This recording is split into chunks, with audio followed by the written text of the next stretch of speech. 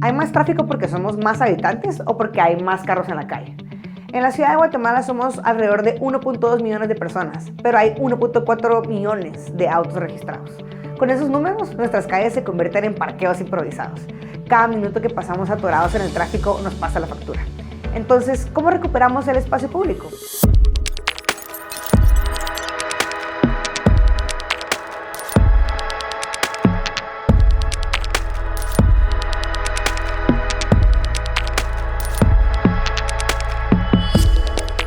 Bienvenidos a Diálogos, el podcast de diálogos donde conversamos sobre cómo la innovación transforma lo público y redibuja nuestras formas de convivir. En esta temporada nos centraremos en la innovación y su impacto en las ciudades. Innovar no es solo crear nuevas cosas, sino aprender a ver los retos de cada día y buscarle solución desde la colaboración, la creatividad y la experimentación. Para nosotros innovar significa unir a las personas con lo que es de todos. Pensar distinto nos ayuda a explorar posibilidades e idear soluciones colectivamente. Soy Annelise Escobar y en este primer episodio exploraremos cómo el diseño urbano puede convertirse en una herramienta poderosa para transformar la forma que habitamos nuestra ciudad.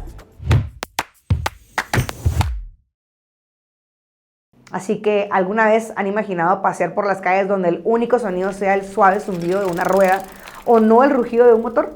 En este episodio estamos hablando de la bicicleta, muchísimo más que un simple medio de transporte. Es un emblema de ciudades que recuperan los espacios, bajan la velocidad del caos y nos devuelve la libertad de conectar con el entorno y con las personas. En el siglo XX, muchas ciudades fueron diseñadas para los autos. Grandes avenidas, pasos a desnivel, zonas grises y ruido constante, desplazando a los peatones, bicicletas, transporte público y espacios de encuentro.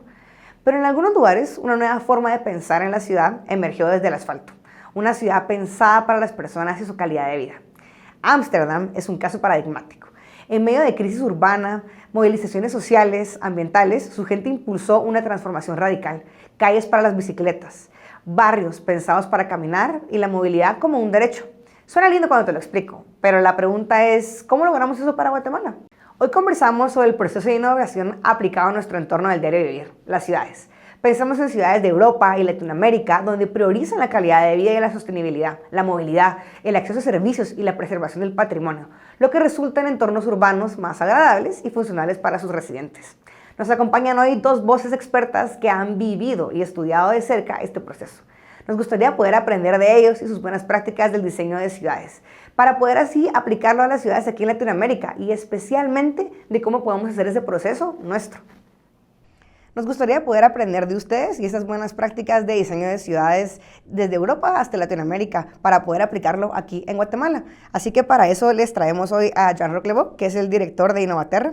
Él está especializado en políticas urbanas e infraestructura sostenible, y a Carlos Varías, que es arquitecto urbanista especializado en planificación y diseño urbano. Muchas gracias por acompañarnos. Gracias por la invitación.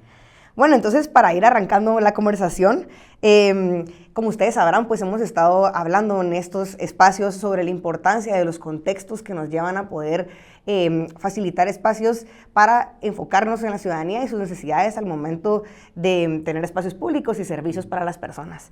Así que voy a abrir contigo, Jean-Roch, sobre cuáles crees tú que son esos principales factores políticos que impulsan una transición hacia una infraestructura que está centrada, en algunos casos, desde la bicicleta o medios de transporte más amigables para las necesidades de las personas. Gracias, Annelise. Creo que los factores son diversos. Entra obviamente unos factores políticos, donde la oferta electoral política de los partidos que gobiernan las ciudades conectan con las necesidades que los ciudadanos pueden expresar en distintos momentos. En general, y los ejemplos que nos han mostrado distintas ciudades en distintos momentos, plantean una crisis o un entorno de crisis como un trasfondo a las respuestas que tienen que dar esas partes políticas. Creo que en la clase están viendo el caso de Ámsterdam y las respuestas que se dan en momento de crisis de petróleo y el momento donde estas ciudades de Europa deciden pasar a un entorno de bicicletas, por ejemplo, en respuesta a problemas sociales.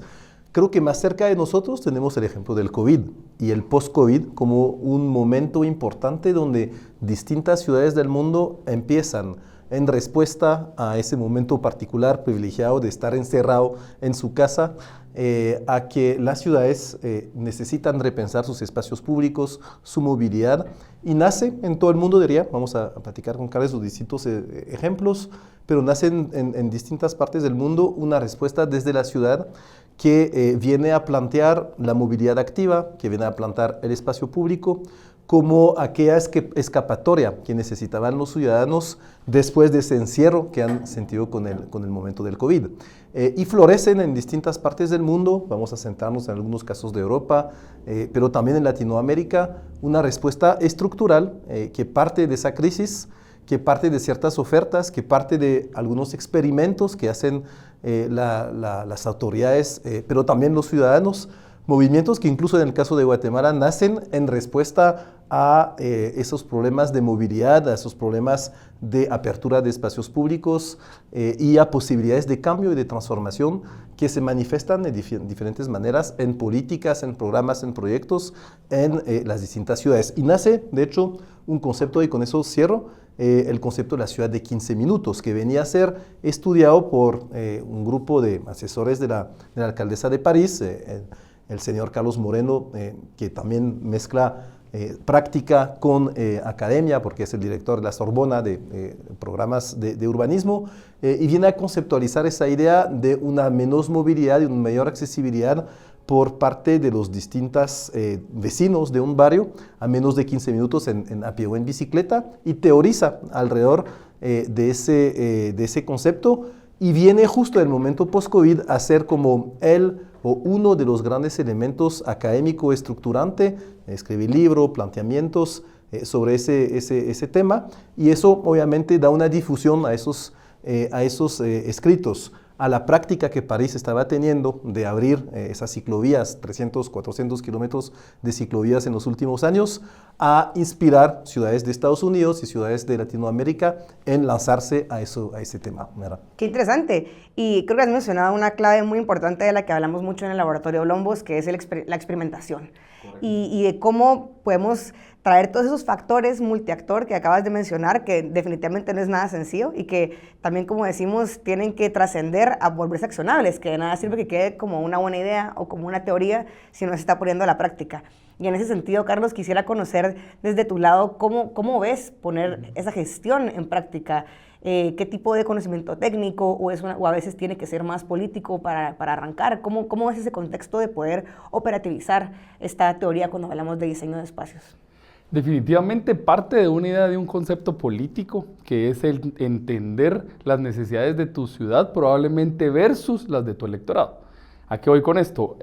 Aquí, por ejemplo, el ejemplo de Ciudad de Guatemala, y esto ha pasado en todo el mundo, el electorado que maneja un vehículo tiene mucho peso.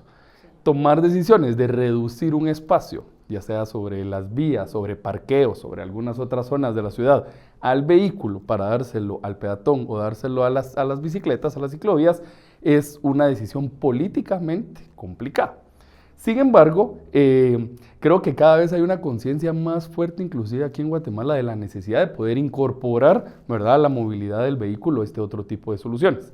En ese sentido, cuando tienes un alcalde que tiene la voluntad política de hacer esa transformación, la parte técnica, entonces ya entramos a temas de diseño urbano. Y de qué tipo de acercamientos podemos nosotros hacer, y hay distintas técnicas, ¿verdad?, para poder transformar espacios de ciudad desde el aumento, obviamente, de los espacios de banquetas, desde la inclusión del transporte público para generar una dependencia menor del vehículo. Obviamente estas son de más largo plazo, pero también a lo que se conoce como acupuntura urbana, por ejemplo, que es comenzar a trabajar en ciertos espacios más pequeños demostrativos, donde probablemente no en las vías principales, pero en algunas vías secundarias podemos generar diseños a lo que se llama zona 30, que son zonas donde no puedes ir a más de 30 kilómetros por hora, donde todos los espacios entonces de jardinización, de peatonalización se mejoran. Esto, el resultado, digamos, en términos de innovación, es sumamente beneficioso, sobre todo para la economía comercial de una ciudad. Porque tú, tanto si vas en el vehículo o obviamente si vas en bicicleta a pie, en una velocidad mucho menor, puedes ir viendo tu entorno comercial, las soluciones que tiene y te invita más, un poco el caso de la Sexta Avenida aquí en Guatemala, te invita más a poder caminar en estos espacios y poder consumir. Si esto lográramos multiplicarlo a la mayor cantidad de barrios de la ciudad, tendríamos entonces una promoción interesante de comercio local vinculado a ese diseño urbano que generaste, ¿no? Claro, y estuvimos hablando un poco de entonces esos momentos clave catalizadores que generan esa demanda. Yo quisiera conocer un poco del lado tal vez político de esa conexión con el electorado, por ejemplo el caso de Guatemala, muy cansado con el tráfico. ¿Será que es un momento, estamos en un momento o llegará ese momento en el que la demanda sea tan fuerte que el cambio va a tener que ser más radical? ¿O parece ser que estamos apostándole más a esos procesos más puntuales de cambio? Yo creo que la innovación se logra cuando tú logras que esos pequeños ejemplos, esa movilización ciudadana, se articule con esas demandas globales. Yo creo que efectivamente el momento post-COVID fue un momento específico de esto, y donde logras pasar de esas experiencias a cambio de escalas, ¿verdad? Y creo que los ejemplos de esas ciudades como Nueva York, que empezaron con, como decía Carlos, ese urbanismo táctico, recuperando el espacio público sobre un espacio de vehículos que obviamente las ciudades norteamericanas fueron pensadas alrededor del concepto del vehículo, y poco a poco esas pequeñas batallas cambian, transforman Times Square, transforman algunas arterias de la Quinta, con esos experimentos de urbanismo táctico. Pero eso llega a ser escalable y llega a ser algo que empieza a mostrar un impacto fuerte en algunos proyectos de intervención pública, ¿verdad? Y eso lo estamos viendo ya los números de kilómetros que estamos hablando en Bogotá, que estamos hablando en París, que estamos hablando en Lyon, donde las transformaciones pasan de ser esas de urbanismo táctico a cambios completos de arterias que rediseñan la movilidad y la distribución modal del tipo de transporte entre la parte de transporte público, la parte meramente peatonal y la parte de ciclismo, donde ya empiezas a ver las orillas de los ríos, del Sena, por ejemplo, en el caso de París, o del Rhône, en el caso de Lyon, transformarse por completo, eliminar las autopistas urbanas para llegar a proyectos que mezclan espacios públicos, soluciones basadas en la naturaleza, se evitan inundaciones, pero a la vez le devuelven espacios a los peatones y los ciclistas. Ya son proyectos de millones de dólares de transformación que pasaron esas distintas fases de prueba para anclarse ya a una verdadera opción de cambio que pasa por lo político y que se transforma en opción real de cambio. Guatemala está aquí, todavía creo que no, ¿verdad? Creo que eso, al momento que esas experiencias post-COVID, esos movimientos, pues yo fui parte de uno que se llama la nueva movilidad, que buscaba impulsar justamente después del COVID a algunas autopistas ciclísticas urbanas para cambiar la movilidad en su momento, porque el transporte público fue cerrado durante mucho tiempo. Eso va a pasar cuando las opciones políticas reales de cambio se van a dar, y que esas opciones van a tomar en cuenta esas necesidades ciudadanas y esas expresiones ciudadanas para transformar en esos cambios radicales. Todavía estamos mucho en la etapa primaria, digamos, de necesidades ciudadanas, de mensajes que se articulan alrededor del tema de movilidad, de estos primeros proyectos pilotos de ciclovías que empezamos a tener en Guatemala, que empezamos a tener en Antigua, en Salcajá y Quetzaltenango, pero no estamos frente todavía a un movimiento que esté transformando eso en una oferta electoral completa. Podrá venir en las siguientes, muy probablemente por la edad de nuestra población también y las necesidades urbanas, pero todavía estamos al principio de ese fenómeno.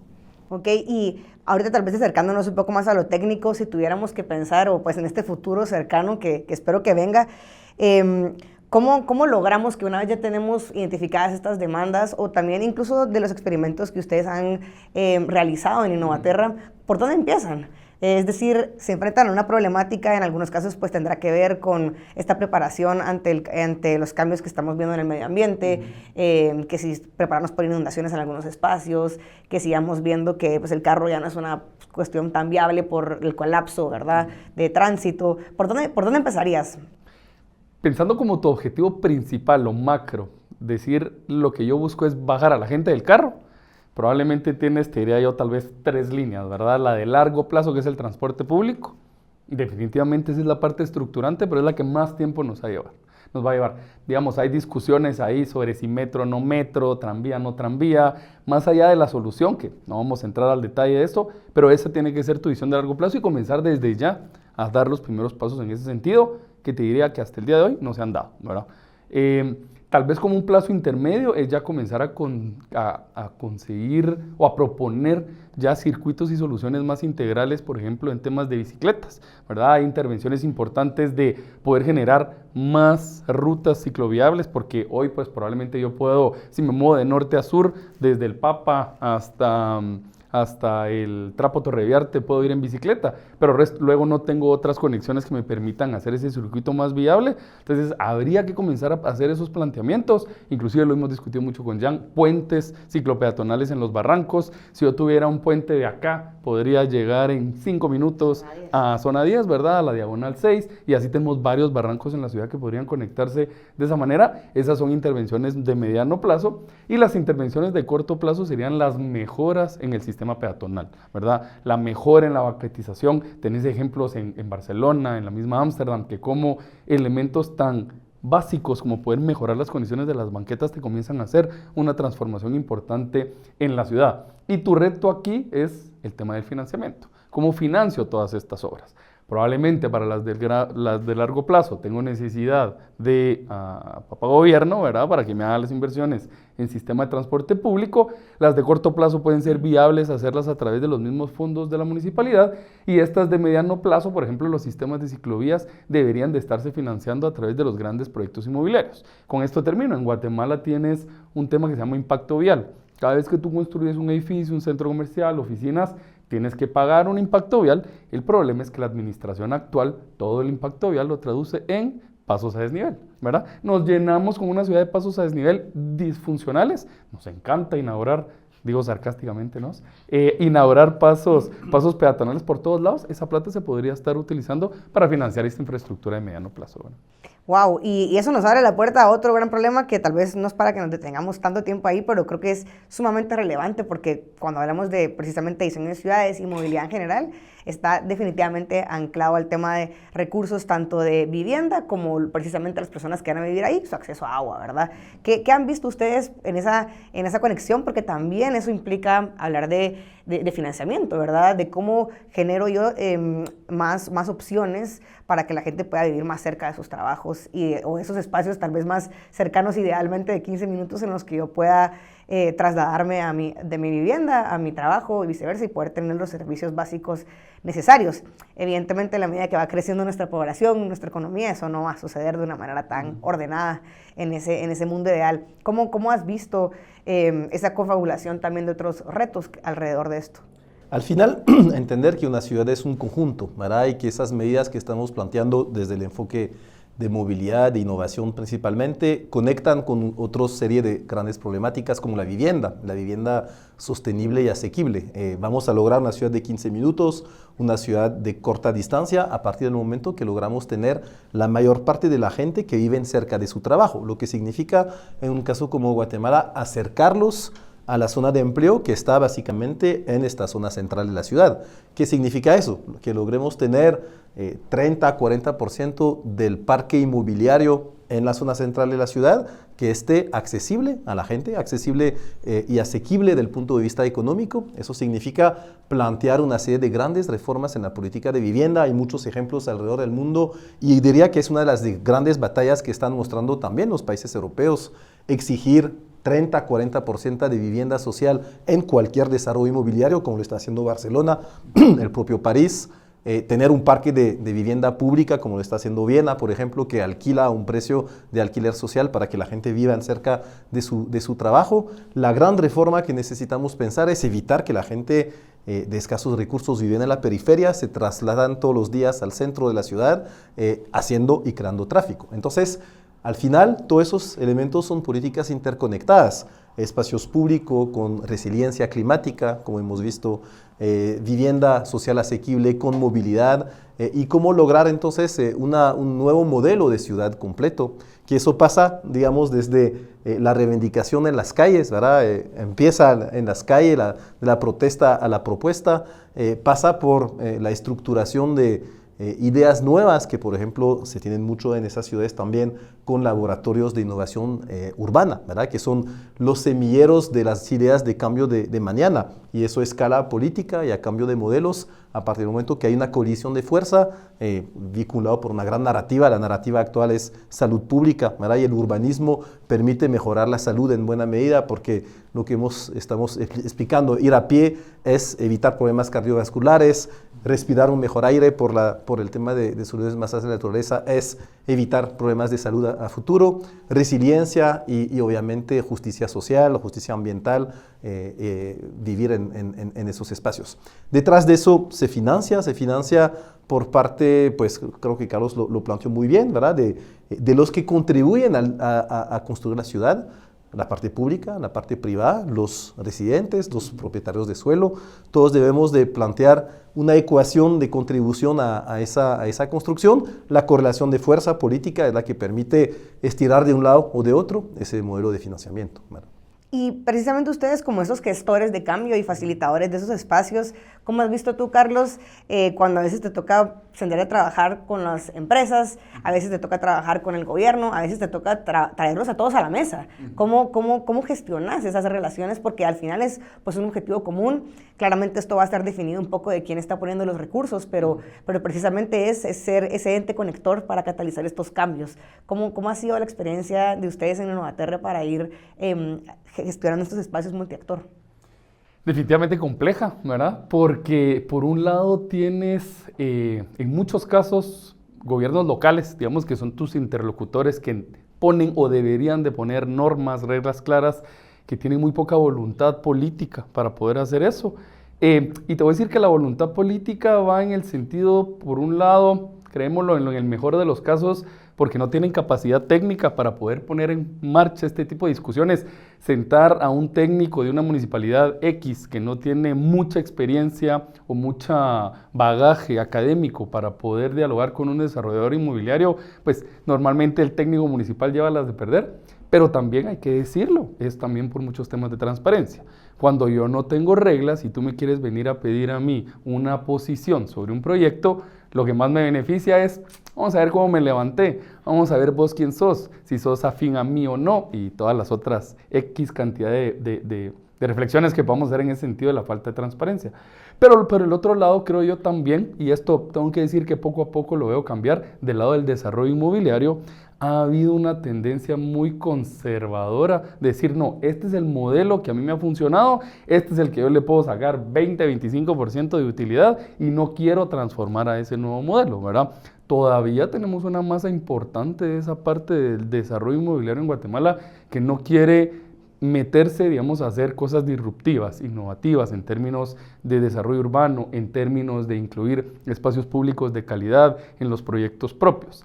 Ya, sin embargo, comenzamos a tener una generación más joven que comienza a ver inclusive la posibilidad de generación de plusvalía en este tipo de proyectos. Bueno, pongamos lo que vemos en 4 grados norte, ¿verdad? Hay un par de proyectos ahí que sin decir los nombres, ¿no? Pero han abierto plazas públicas y eso genera un enorme valor comercial, un enorme valor a la plusvalía, inclusive de las viviendas que ahí se encuentran, y entonces comienzan a ver cómo la creación de ciudad, la generación de espacios públicos, la posibilidad de tener un diseño inmobiliario pensado en una ciudad de 15 minutos, me genera un valor como desarrollador, como proyecto, y que entonces me puede permitir eso volverlo a multiplicar. Entonces, creo que el reto va un poco romper ese cortocircuito que existe hoy entre las autoridades públicas y sus capacidades o necesidades y la visión del desarrollo inmobiliario. Pero veo que comenzamos a dar pasos hacia eso.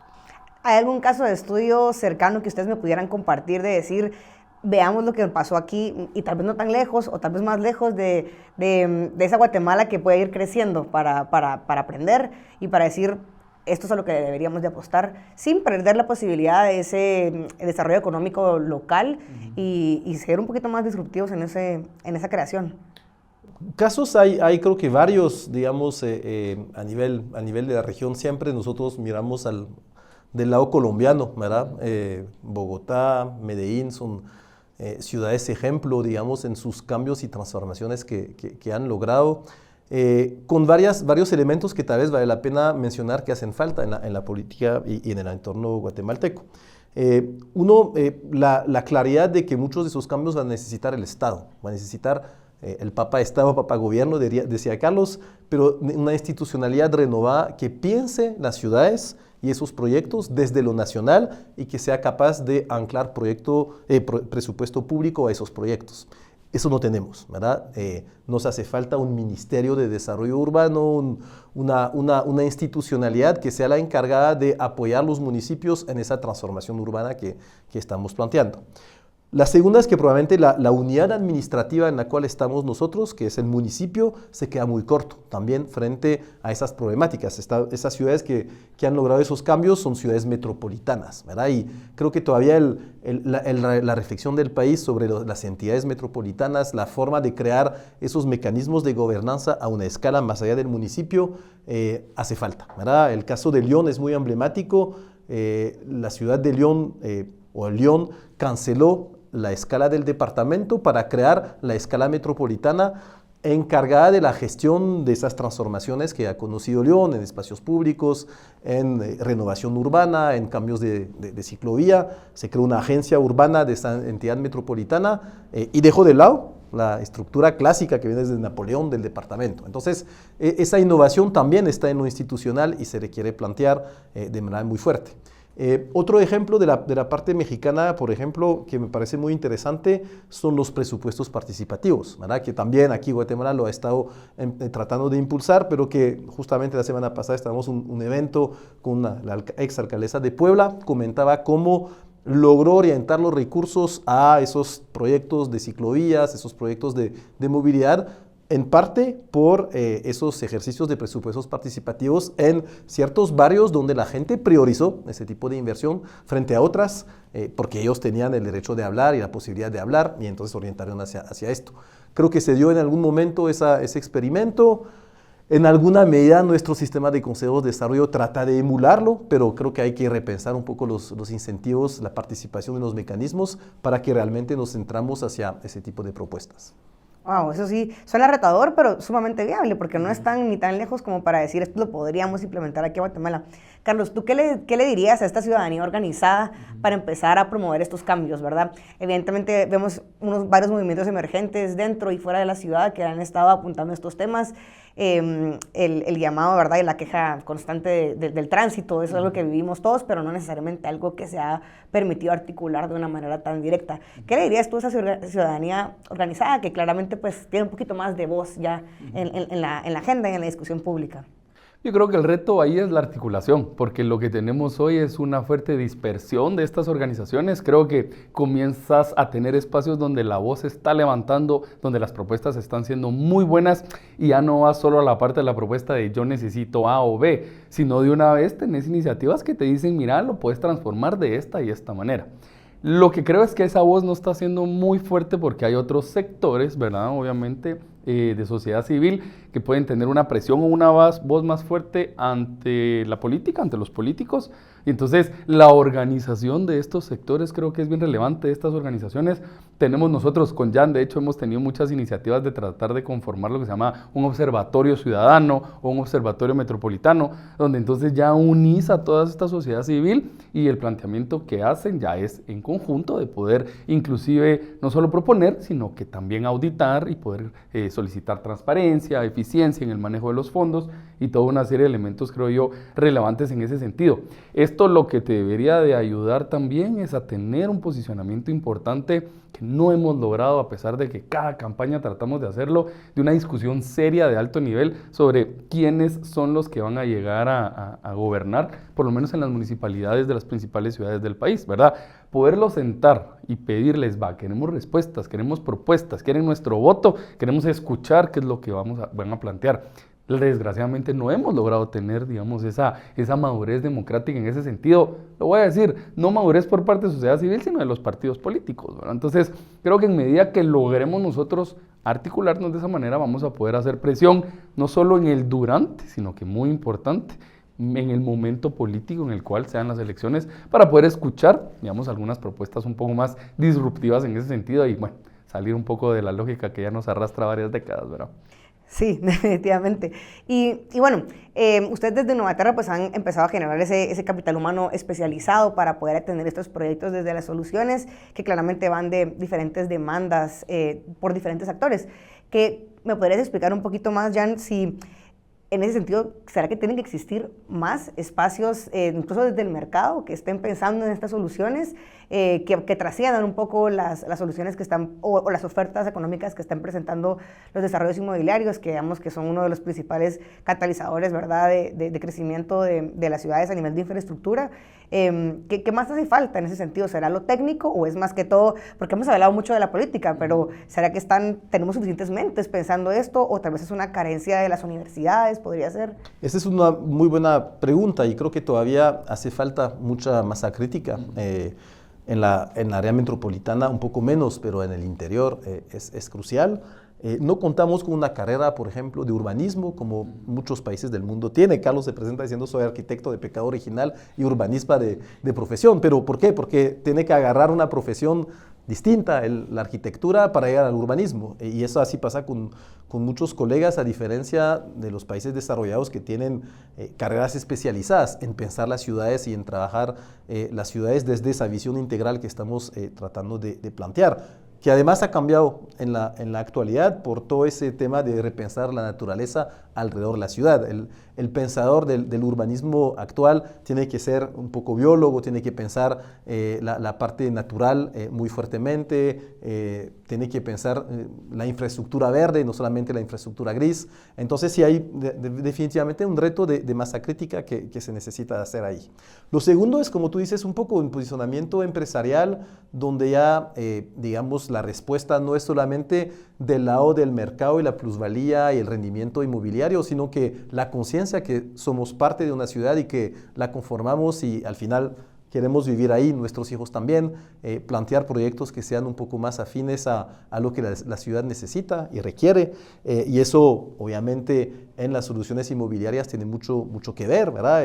Las soluciones de cajita de fósforo para personas, porque yo quiero rendimiento inmobiliario absoluto frente a una municipalidad o un estado que no me exige, es también tener poca visión y poca responsabilidad frente a crear ciudades y tener entornos más propicios a todos, ¿verdad? Entonces creo que hay todo un trabajo interno de crítica que muchos están haciendo, hay colectivos de desarrollo inmobiliario, hay asociaciones de desarrollo inmobiliario, por ejemplo, que van mucho más en esa perspectiva, donde pues efectivamente se plantea lo social desde una arista más genuina de contribución a la ciudad que realmente una lógica de mercado per se, ¿verdad?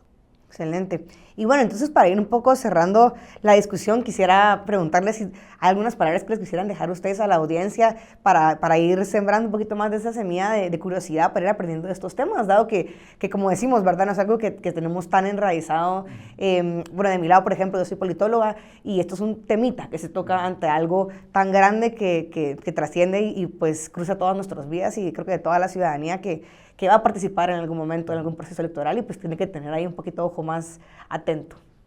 Definitivamente el tema de las ciudades es muy motivante, ¿verdad? Yo así escuchaba ahora recientemente en la charla que decía Jan, que tuvimos la semana pasada con varios expertos de Latinoamérica, decía, se ha demostrado que el urbanismo, quien estudia urbanismo y quien trabaja urbanismo es no me acuerdo el número, pero de las 5 profesiones más felices del mundo. Han hecho estudios, son personas que se levantan felices todos los días de su trabajo porque al final tu impacto, por pequeño que sea, en cada cambio que haces en la ciudad, es enorme en cantidad de los usuarios que pueden beneficiarse de ese impacto.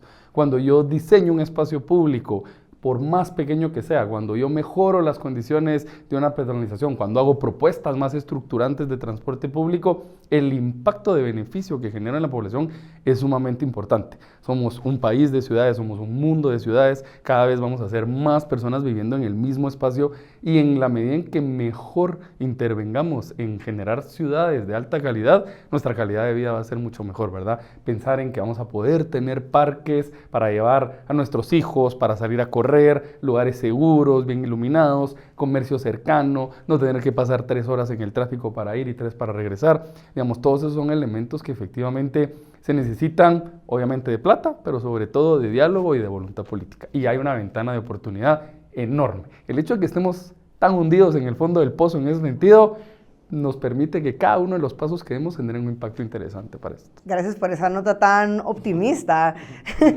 Y bueno, Jan, y para ir de nuevo cerrando con esta idea de que lo que estamos aprendiendo hoy es de innovación y de cómo retar para catalizar ese cambio, ¿qué nos podrías decir que podría ser este primer punto de partida que no podemos perder de vista para que esta gestión de la innovación sea posible? Sí, creo que para los estudiantes que están interesados en el tema de innovación, el espacio urbano es un objeto fantástico de aprendizaje, porque primero mezcla esa dimensión compleja, ¿verdad? Y como cualquier proceso de innovación en la política pública, lo complejo es la dimensión donde nos movemos. Requiere de un conjunto de actores que estén expresando sus deseos de transformación, no sin conflictos, porque obviamente la gobernanza urbana está hecha de muchos conflictos, de muchos intereses, de mucha capacidad de entender los bloqueos, las capacidades de veto que pueden tener algunos, o pues las movilizaciones, las coaliciones y las estrategias que debe tener un gobierno local, por ejemplo, y una autoridad para movilizar a sus ciudadanos.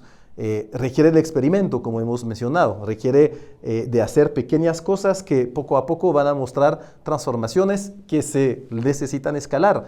Requiere de cambios institucionales y marcos legales también. Hay que recordar que un gobierno local tiene una capacidad de emitir sus propias reglas, normas. Entonces es un mini gobierno, es un mini, no solo gobierno, que también es un mini congreso que puede plantear sus propias normativas que capitalizan todos los planteamientos que se hacen.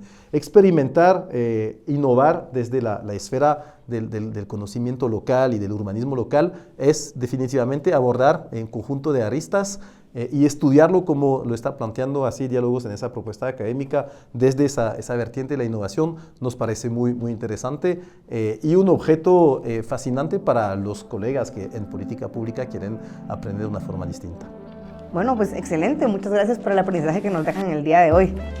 Muchísimas gracias por ti, gracias a Diálogo. Hemos aprendido que transformar una ciudad no es solo cuestión de diseño, sino de voluntad política, organización ciudadana y visión de futuro. Hoy vimos cómo la bicicleta puede ser un vehículo no solo de movilidad, sino de cambio social. En el próximo capítulo conoceremos la experiencia de laboratorios de innovación, su trabajo e impacto. Si te gustó este episodio, compártelo, suscríbete y síguenos en redes sociales como Diálogos Guate. Hasta la próxima.